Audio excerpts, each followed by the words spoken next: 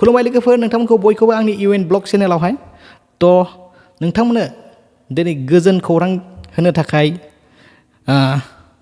गोसो गुदुं जानानै नोंथांमोननो भिडिअ बानायनाय जादों। नोंथांमोना जोबजासिम नायलांदो बे भिडिअखौ।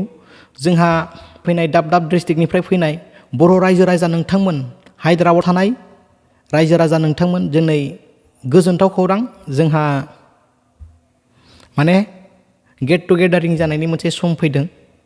बयखौबो नुलायलायगोन आरो बयखौबो लोगो मोनलायलायगोन मोनसे सम फैदों।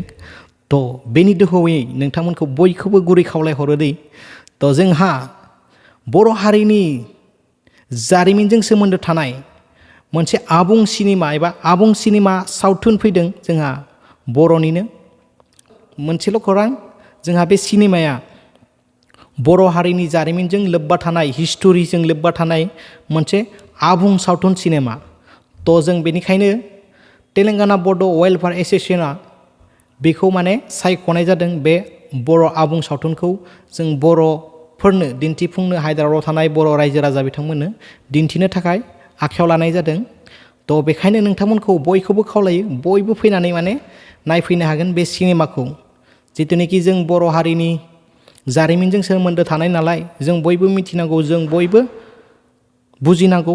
बैफोर सिनेमाखौ नायनानै जों मोनसे नलेज मोनगोन, गियान मोनगोन, जिथुनाखि जों सोलोंनो हागोन। बै सिनेमानि गेजेरजों माखासे जाब्रबथाय जानायफोरखौ जों नुनो मोनगोन। जोंनि बर' हारिनि, बर' समाजाव माबोरै जाब्रबथाय जादोंमोन, जोंनि सायाव माबोरै नारसिननाय जादोंमोन, जोंखौ माबोरै गुबुनफोरा गादबना दोनदोंमोन, जों बे सिनेमानि गेजेरजों बे जाथायफोरखौ जों रोखा रोखा नुनो मोनगोन। अब्ला जोंनि खर' मेलेमाव हाबनो हागोन जे जों बै जारिमिनफोरखौ जों दिनैसिमबो बावगारनो हाया आरो बावगारनो मोननाय नङा होननानै।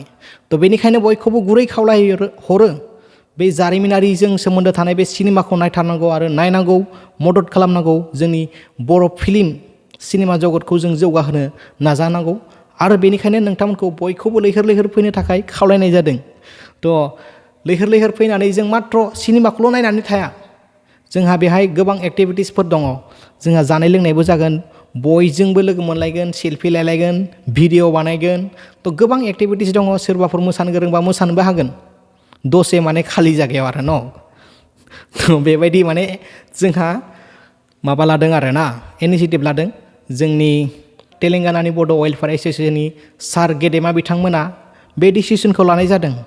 बयखौबो लोगो मोनलायगोन आरो बयखौबो मेसेज होनो हागोन। जोंहा माखासे रायजोफोरनो खोन्थानो गोनां रावफोरखौबो जों बुंनानै लानो हागोन। माखासे जोंहा ससाइटियाव वेलफेयारावहाय माखासे गोबां खामानि दं, बेफोरखौ माने शेयार खालामनो, बाथ्राफोरखौ शेयार खालामनो थाखाय माने गेट टुगेदारिं जानाया जोबोद इम्परटेन्ट। बेनिखायनो नोंथांमोनखौ बयखौबो खावलायदों, बयबो फै।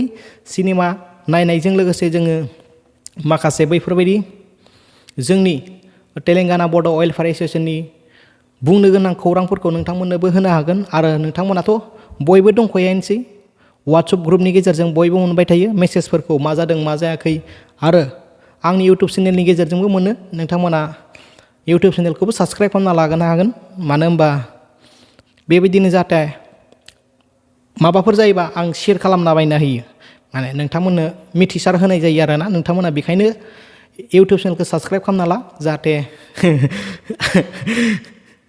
एसेब्लाबो सापर्ट खालामो आरो ना अननानै।